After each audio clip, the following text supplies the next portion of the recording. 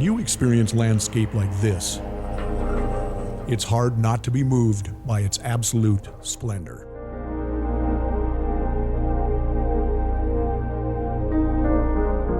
Expansive and rugged, diverse in inhabitants and in climate, and in the wide variety of commodities that originate here. With 70,672 square miles sprawled across the very center of North America, North Dakota is home to an abundance.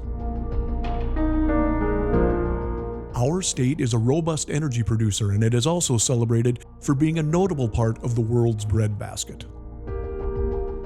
Among others, it is also home to aviation pioneers, one in particular who has seen more of this state than perhaps anyone else on Earth. Meet Roger Pfeiffer, a legendary pilot whose long career held a chapter that led him literally to fly every square mile of North Dakota, 2.5 times no less. 13 years, 8 hours a day.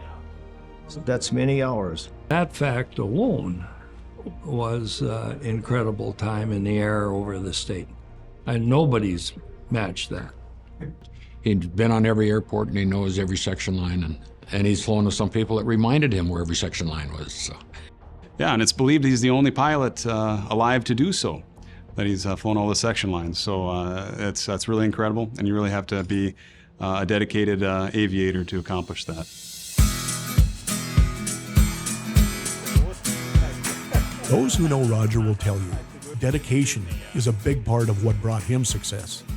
To get a picture of how that commitment came to be, we need to look no further than his roots. Roger grew up in the 1940s and 50s on a farm near Plentywood, Montana. And as was common in those years, that kind of early life earned him both a work ethic and a sense of adventure. It was also around that time that he discovered he'd been bitten by the aviation bug. Roger tells the story of a group of buddies that were hatching a scheme for even more adventure. Roger listened, but ultimately had a different idea. And in the end, he got the best deal of all out of that plan. And there was 8 boys of us that used to run around together after we graduated. And one day, one of the boys said, well, we're going to buy a boat. This guy's got this boat for sale, real nice boat for $800. We'll put in $100 a piece and buy this boat. Well, I didn't like the water that well. Another fellow didn't like the water. He said, we're going to take our $100, go up to the airport, learn to fly. At that time, you could solo out for $100 in a J3. So that's what we done, and we still went boating. Eventually, his yearning for excitement led him to Alaska. Employment in the construction field was the original attraction, but that soon evolved into opportunities in the air. He started out working on planes at a local airport. Great experience for certain. And as fate would have it, that experience would lead to other very unique opportunities. One of them involved work with a variety of aircraft and skilled pilots on a line of radar bases situated along the Arctic Circle.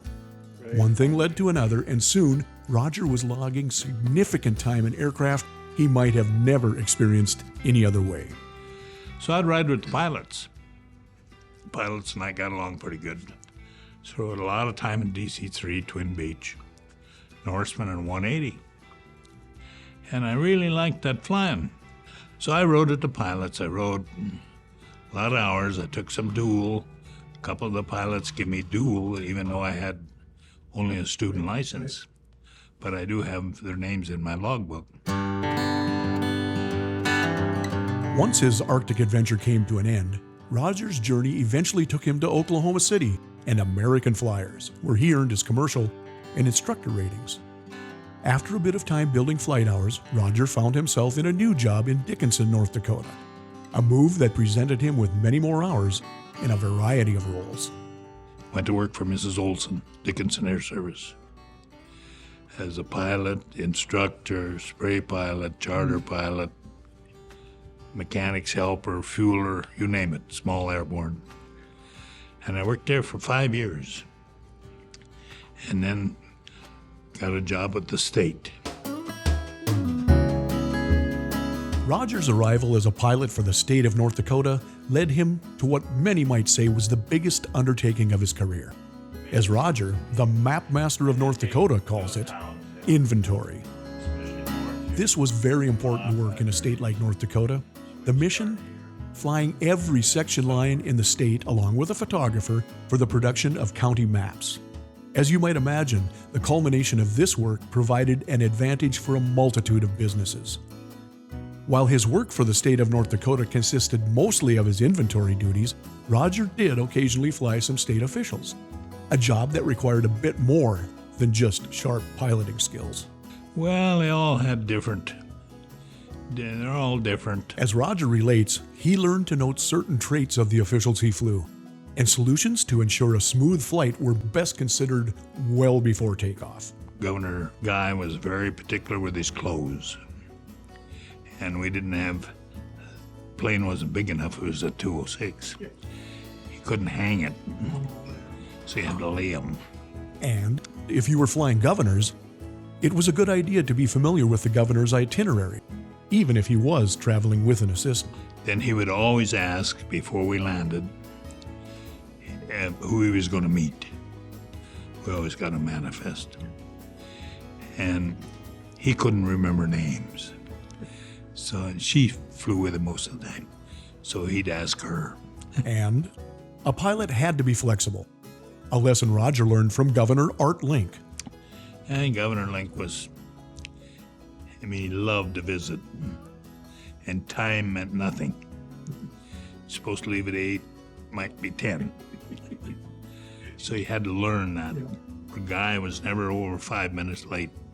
Eventually, Roger's service to the state of North Dakota came to an end. His future career path brought him to a stint as an FAA Flight Service Station Specialist in Minot. In 1980, he became the Assistant Director of the North Dakota Aeronautics Commission. And his noteworthy career also includes service as Secretary of the North Dakota Aviation Council. 2 years after his retirement in 2007, Roger was indeed inducted into the North Dakota Aviation Hall of Fame. So it's not hard to see from all he accomplished during his career that Roger truly is Hall of Fame material. But what other unique traits set a guy like this apart from the pack? For instance, does he have a sense of humor? Well, that depends on who you ask.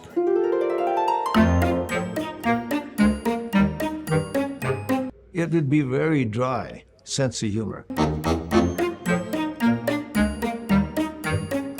He has a sense of humor, but most of the time he's really serious, So, these guys are clearly not sure if Roger has a sense of humor or not, but his daughter Carmen and others think there might be a funny bone in there somewhere. I don't know. I think so. Oh, yeah. He's got a good one. He is. Yeah, absolutely. He can have a sense of humor. And we can prove it. All you have to do is sit down with Roger and you'll find out he not only has a sense of humor, he'll tell you he doesn't mind a bit of mischief either. The very kind of prank that landed a local farmer in the ditch. Sun comes up in the east and you're always out flying early in the morning. Highway 22 south of Dickinson. There was a guy pulled out from the farm, going down the highway real slow. I was going north. He was going north. So I just go out and slide out in the field a little. The shadow coming behind him.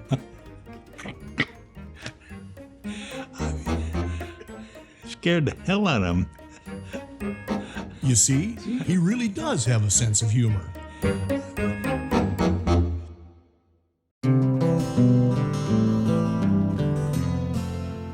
As you look up and down the ranks of the North Dakota Aviation Hall of Fame, you'll find that by and large, these folks did and do have a sense of humor, and a lot more.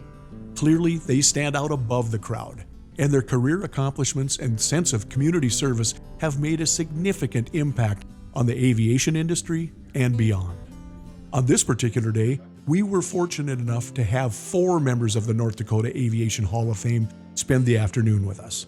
Visit with them, and you'll get a pretty good sense of what a Hall of Famer truly is. I think he's rock solid. Roger Pfeiffer is rock solid.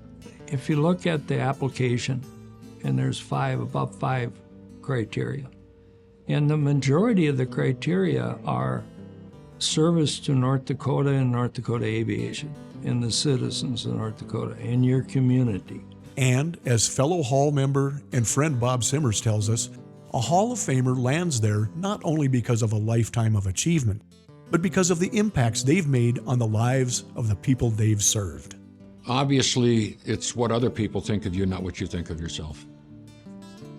You know, because you don't put yourself up for nomination into this group. You know, your people that you've worked with through your life and people that you've left an impression on are the people that lift you up and put you into this. A lifetime of hard work and dedication, in and out of the cockpit. His efforts for the state, his church, and his community, and a passion for flying combined to make Roger the incredible person he is. Indeed, Roger Pfeiffer deserves his place in the Hall of Fame. And when you talk to his family and friends, they leave no doubt as to why. For the service that he put into the state and the check marks that you need to get there, and he got them all. I think his dedication and his hard work, you know, that he's just sincere about flying and dedicated to the people that he worked for. He belongs in the Hall of Fame because of his work ethic and his hospitality towards everybody. I think it's just recognition for his passion for this industry, you know, over the years. If there's anyone that deserves to be there, it should be Roger Pfeiffer. Those who have aspired to make a difference in aviation through their entire life deserve to be in the Hall of Fame. Hall of Fame aside, Roger is simply an amazing human being. And he's humble. He says he would never have dreamed of such an honor, but he's glad to be in the company of so many accomplished aviators. And he's been moved by the outpouring of support and congratulations from so many during his journey. Well, yeah, I think that's a surprise that so many people after the fact that you never dreamed of congratulating you or talking to you.